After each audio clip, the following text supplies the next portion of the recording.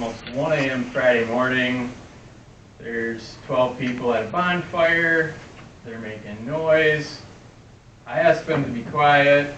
They say, well, we just got here. I said, I know, I'm sorry, I don't care after work in the morning, but this is an Airbnb.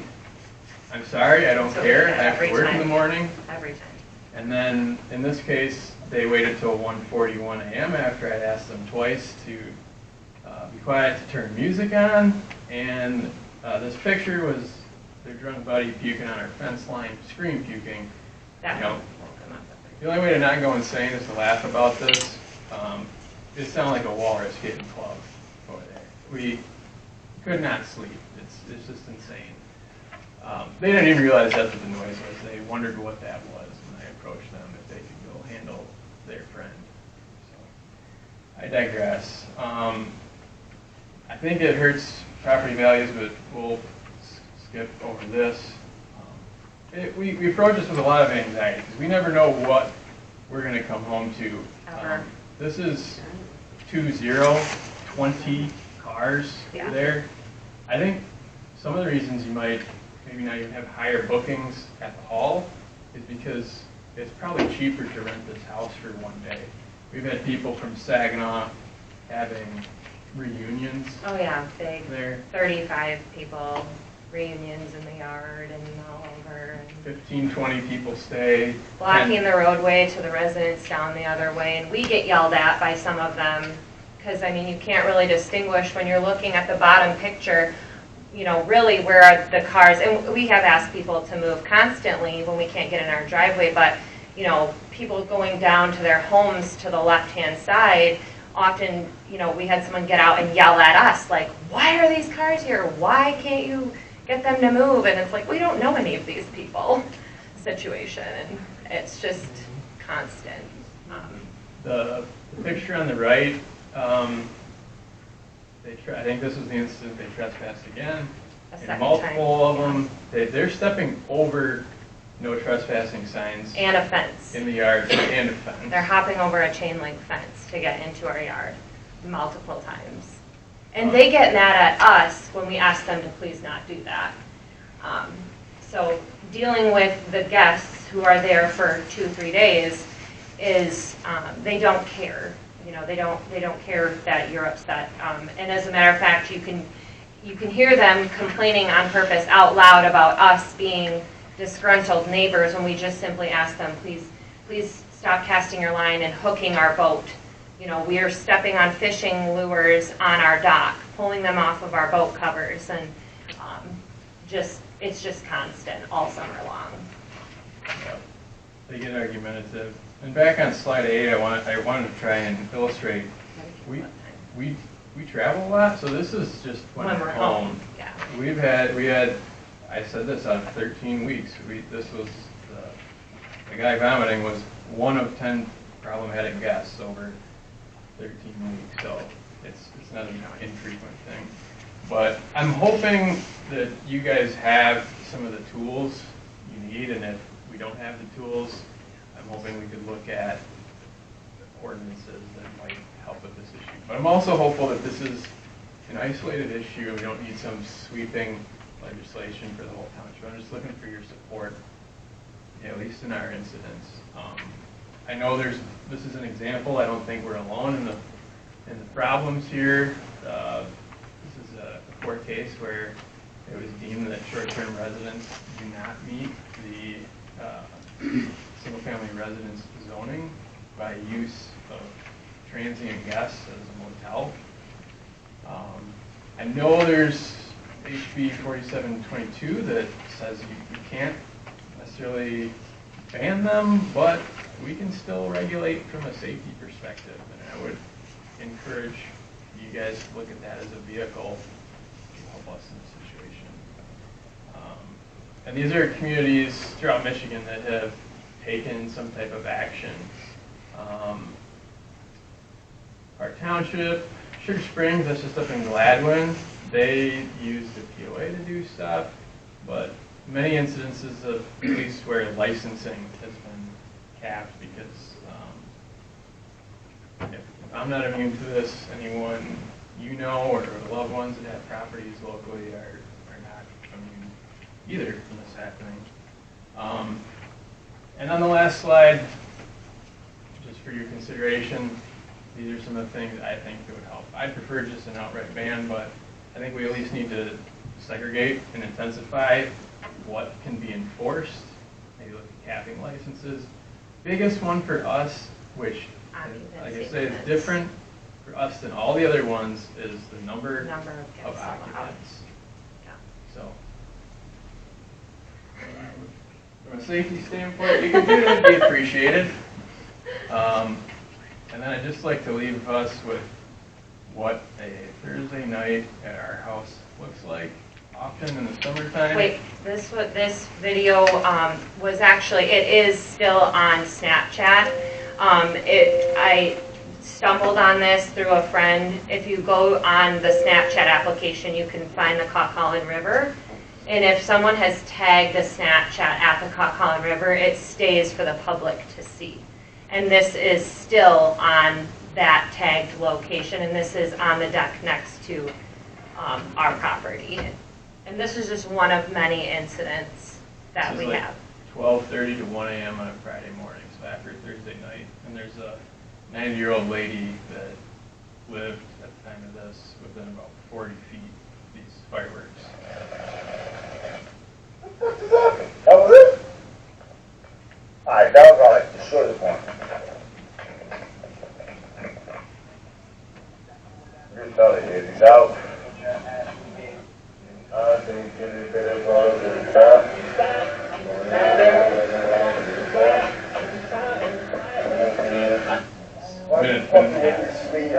Let's go.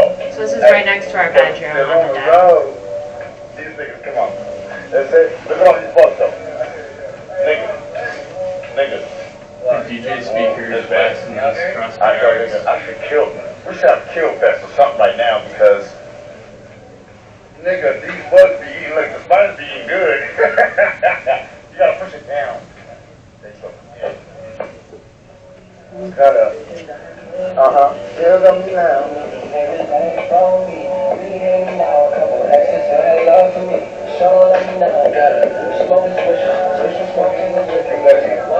This was after the fireworks, so this was even later in the evening.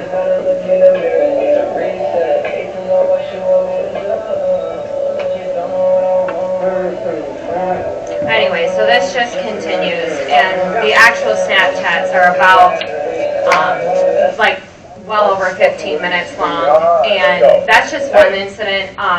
It was quoted in one of the videos they posted that they were celebrating somebody getting out. Charlie getting out. Charlie getting out, and so we assumed that was probably not the best Wasn't a dance situation. class, let's put it that Right. way. So, again, this was our last resort. We have tried very hard to explore every avenue, and we have since canceled, obviously, contacting the builder to build on our property, and have since been desperately searching for another place to live, even though that is our not preferred choice. So, thank you. Mr. and Mrs. Lutz, thank you to everyone. I apologize for exceeding the 2-minute limit. We met with Mr. Lutz previously, with the building official and Sheriff Cunningham, and I wanted you to hear his story in whole, and especially with our Planning Commission liaison, as they will be taking this up. Lastly, I mentioned of House Bill 4722. If approved, this is the short-term rental bill, 33.3% of the township can be that. So, Mr. and Mrs. Lutz, thank you very much. Thank you very much for your time, everyone. Anybody else?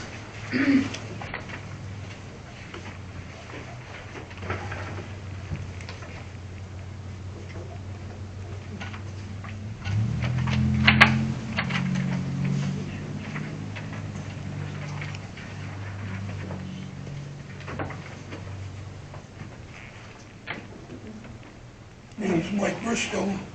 I can't talk loud because I have operation. Live at 2916 Douglas Drive. And hope I get an extra few minutes. Their problem that they have is easy to solve. I took on a large company in Bay County quite a few years ago, and the cost of is about $120,000 because they were in violation of the Noise Pollution Control Act. It's a federal law. You also have the Quiet Community Act, which is a federal law that produces the health end of it.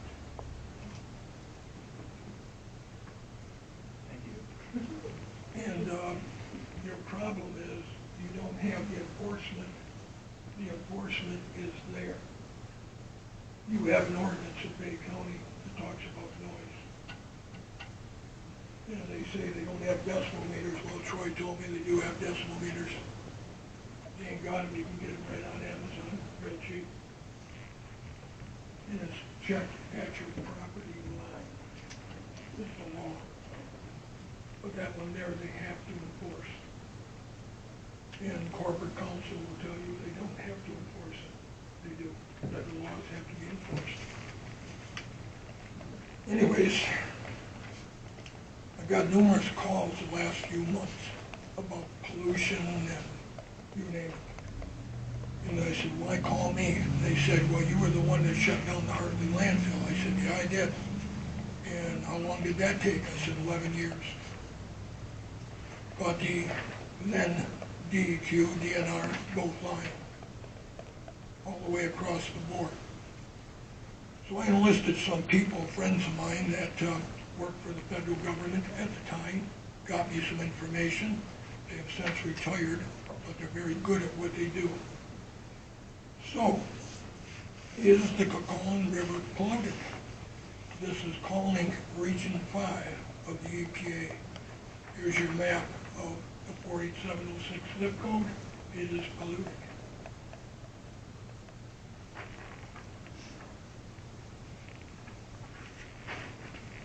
How bad is it from, say, Gladwin, Midland area? You ever hear of the Coquitlam Creek flooding dam? It's up the northern part, butts up against Gladwin County, controlled by the DNR. This is a wide view of your pollution right here. The bay is still polluted. It's still an AOC. And this is the latest data from the EPA. The Coquitlam Creek flooding dam, there it is. It's a relief pressure. What about the PFAS? Very good study here on the PFAS. For us seniors, I mean, I'm pushing 74 now. I'm like part of the expendable team, if you will. But I don't think people dying is a laughing matter, especially when they're encouraged to go and participate, eating fish, swimming, so forth. There's another good one from a university, same thing, on how PFAS affects younger people. We've had an increase in cancer for younger people in this area, despite what Joel Strauss will tell you. And I don't trust him. Female, got trouble? Sure do. What's the problem? Right here. 4706 zip code, increase in cancer. It's red. Welcome to the world of pollution. Now, anybody know about the radioactive thorium out there by Bay Harbor Marina? Right here's the map. Nuclear Regulatory Commission, that's still updated. It's put in drums back in the 60s, and the Nuclear Regulatory Commission allowed it to happen, then it's buried in clay. So I wonder just how good that is with everybody out there. Has anybody ever done their homework, is the question. About the health effects of radiation on people, low level. Can I prove it? Yes. I have a Geiger counter. And I brought in a piece of it to prove it. Not here, but another place. How bad is the Tobico Marsh? The study has not got better. Tobico Marsh is in a terrible, terrible shape. And the Bangor landfill is going over into PFAS, moving toward the greater body of water, which is the Tobico Marsh. Now, how does the DNR? Do they do their job? Here's a video proving they don't. What does the video show me? The video shows you what they don't do. Can I prove it? I've had a lot of people always say, it'd be awful hard to dispute you. That's right, because I'm going to back everything I got with pure fact, not assumptions, fact. Because you can't beat a fact. You want to see all of the low-lying areas that will affect the Cucullin River drainage in all 3 counties? Go to Topo's zone map. You'll see everything you need to see there. Everything. Cucullin Creek flooding state wildlife management area. Overflow, that's all it is. It's like the Waldo drain, overflow. If you want to see how bad your sediment comes in, there's a lot of maps you can go to. Or a few maps. World Mtg way back. US map. Measure of summer currents because you have 2 types of currents, an upper and lower current. Well, you don't even live on what would you know? I lived on the bay for 20 years, Little Clarny Beach. I don't. I've seen people die. Cancer. Dogs live half their time.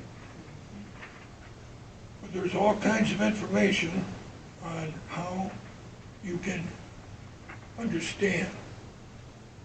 Now, my question would be real simple. Can I prove what I'm saying? Well, I would hope so.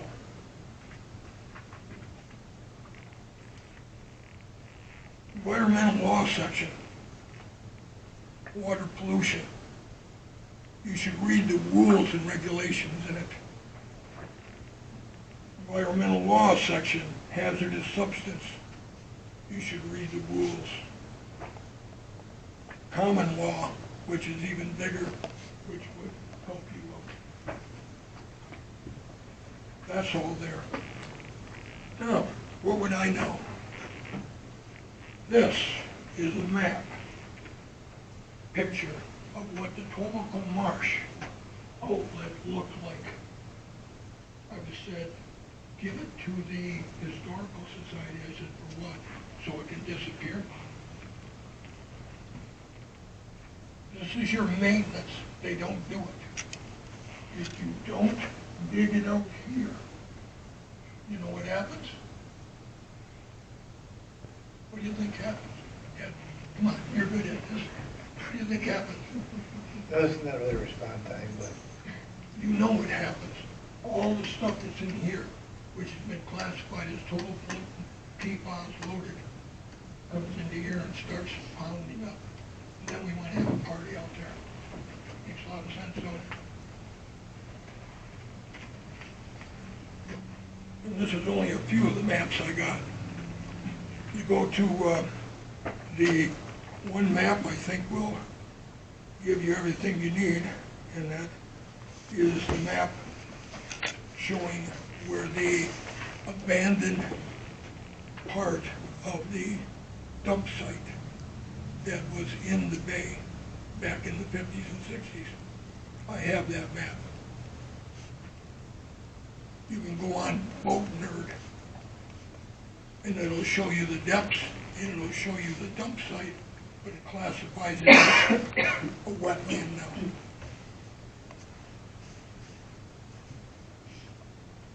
Now, I don't like coming here. I don't like coming here, and I don't like talking about things like this because in 2020, After almost 42 years, I lost my wife to cancer 3 times. Her last words, "Don't quit." Everybody, I don't care who you are, has a skeleton in the closet, whether it's a good one or a bad one. It's the easiest thing to find. And I've bailed a lot of people out of a lot of situations. And I'm not talking 50, 60,000. I'm talking one of them was $1.2 million. And I'm not even an attorney. Imagine that. So I hope that common sense steps in here. And I don't know who's going to pay for the cleanup over there at that state police post, but had a quite useful conversation a long time ago with Mike Jury about that. Said it's totally polluted, totally. So when it comes to talking, I wouldn't lie. Because you're going to be judged in the end by one person, the old man above. It's going to be the footprint you leave, whether it's a good one or a bad one. That will determine how your future will be down the road. Keep that in mind, because right now, I don't see anybody here really looking at working for we the people.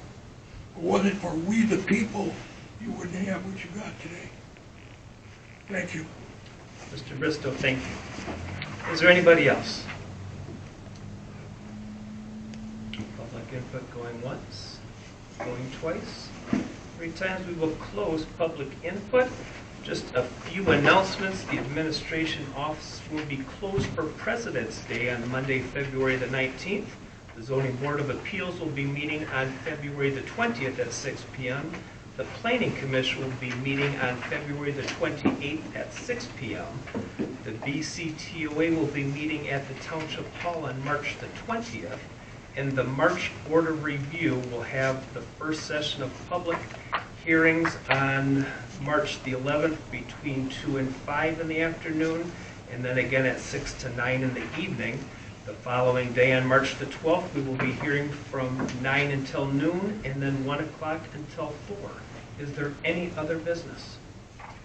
I would love a motion to adjourn at 7:29. I'll make a motion to adjourn. Second. All in favor with an aye, please. Aye. Opposed with a nay. Thank you all. Have a great evening.